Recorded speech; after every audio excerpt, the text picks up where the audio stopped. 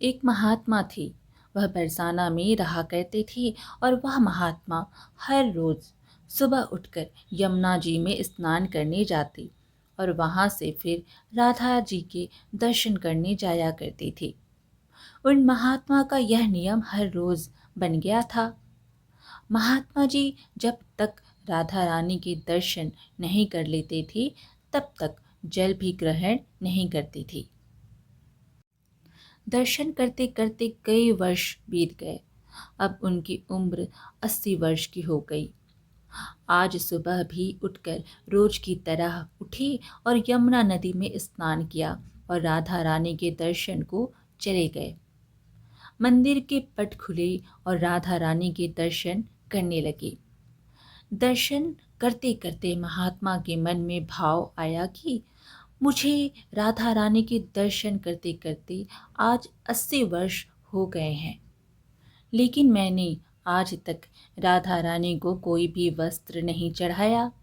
सभी लोग राधा रानी के लिए कुछ ना कुछ लाते हैं। कोई नारियल लाता है, कोई चुनरी लाता है, कोई चूड़ी लाता है, कोई बिंदी लाता है, कोई साड़ी लाता है, कोई लहंगा चुनरिया लाता है, लेकिन मैंने तो आज तक कुछ भी नहीं चढ़ाया। यह विचार महात्मा जी के मन में आया कि जब सभी मेरी राधा रानी के लिए कुछ ना कुछ लाते हैं तो मैं भी अपनी राधा रानी के लिए कुछ ना कुछ लेकर ज़रूर आऊँगा। लेकिन क्या लाऊं जिससे मेरी राधा रानी खुश हो जाए। तो महात्मा जी यह सोचकर अपनी कुटिया में आ गए। सारी रात सोचते सोचते सुबह हो गई। वह उठकर स्नान किया और आज अपनी कुटिया में ही राधा रानी के दर्शन पूजन किए। दर्शन के बाद वह बाजार गए। वहां जाकर सबसे सुंदर वाला लहंगा चुनरी का कपड़ा लाए और अपनी कुटिया में आग करके अपने ही हाथों से लहंगा चुनरी को सीला और सुंदर से सुंदर उस लहंगा चुनरी में गोटा लगाए। जब पूरी तरह से लहंगा चुनरी को तैयार कर लिया तो मन ही मन में सोचा कि इस लहंगा चुनरी को अपनी राधा रानी को पहनाऊंगा तो बहुत ही सुंदर मेरी राधा रानी लगेंगी। यह सोच करके आज महात्मा जी उस लहंगा चुनरी को लेकर राधा रानी के मंदिर को चले। मंदिर की सीढ़ियां चढ़ने लगे और अपने मन में सोच रहे हैं, आज मेरे हाथों के बनाए हुए लहंगा चुनरी राधा रानी को पहनाऊंगा तो मेरी लाडली खूब सुंदर लगेंगी। यह सोचकर जा रहे हैं, इतने में एक बरसाना की लड़की आई और महात्मा से कहती है, बाबा आज आप बहुत ही खुश हैं, क्या बात है? बाबा बताओ ना। तो महात्मा ने कहा कि आज मैं बहुत खुश हूँ। आज मैंने अपने हाथों से राधा रानी के लिए लहंगा चुनरी बनाया है। इस लहंगा चुनरी को राधा रानी जी को पहनाऊंगा और मेरी राधा रानी बहुत ही सुंदर दिखेंगी।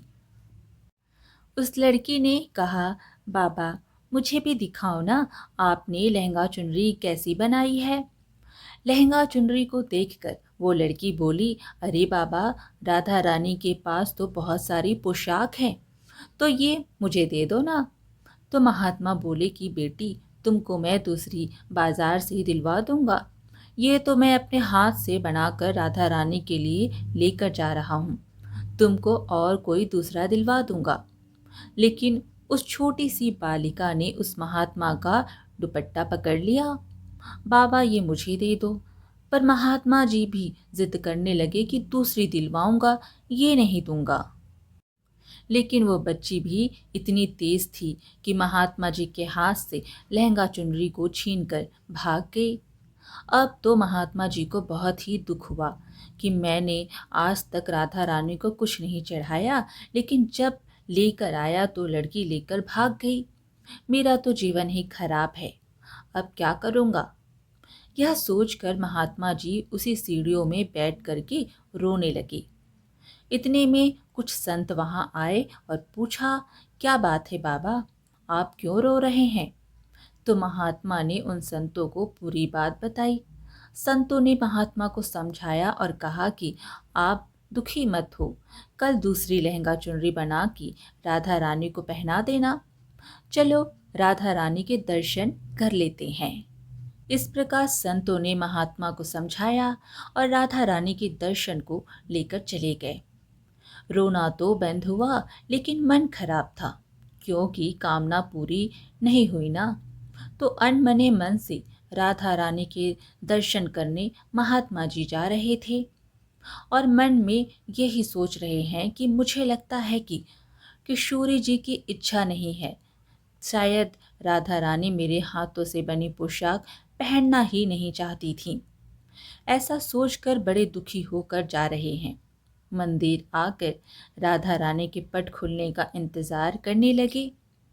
थोड़ी ही देर बाद मंदिर के पट खुले तो संतों ने कहा, बाबा देखो तो, आज हमारी राधा रानी बहुत ही सुंदर लग रही हैं।